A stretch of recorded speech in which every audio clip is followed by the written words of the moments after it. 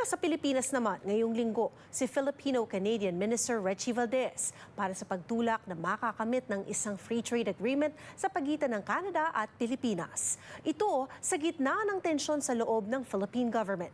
May report si Paula Saraza.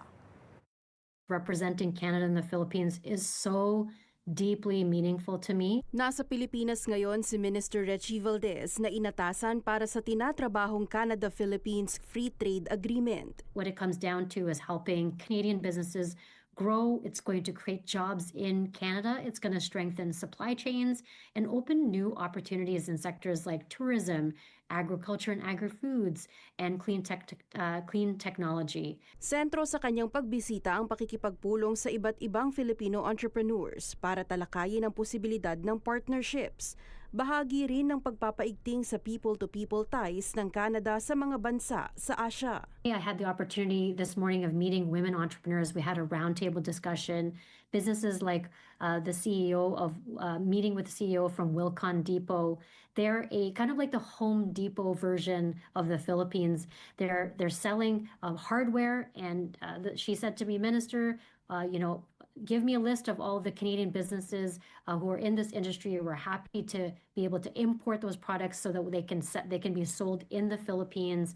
And also yesterday I had the opportunity of meeting with Aero Chocolate, an incredible small business. Kelly and Michael, I met with them. They're really focused on promoting the Filipino cocoa beans directly from farmers. Kasama rin sa schedule ni Valdez ang mga pulong sa kanyang counterparts. Isang positibong indikasyon anya sa binubuong mas malalim na koneksyon ng Canada sa Pilipinas.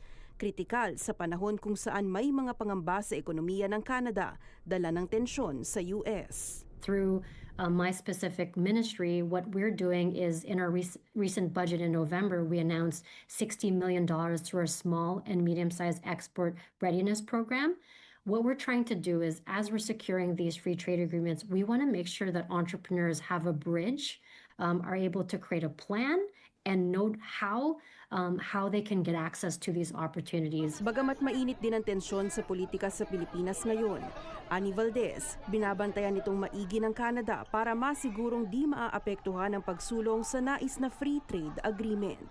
No matter what's happening here, what I can say is by meeting with Secretary Roque, Secretary Go, Chairperson Valdia Villa, and Secretary Agara Mathay, we've had these conversations. They're active and ongoing. Ito na ang ikatlong beses na bumisita sa Pilipinas ang ministro na nakatakda ng bumalik ng Canada sa Huwebes. Target daw nilang makamit ang isang free trade agreement bago matapos ang taon. Paula Saraza, Omni News, Toronto.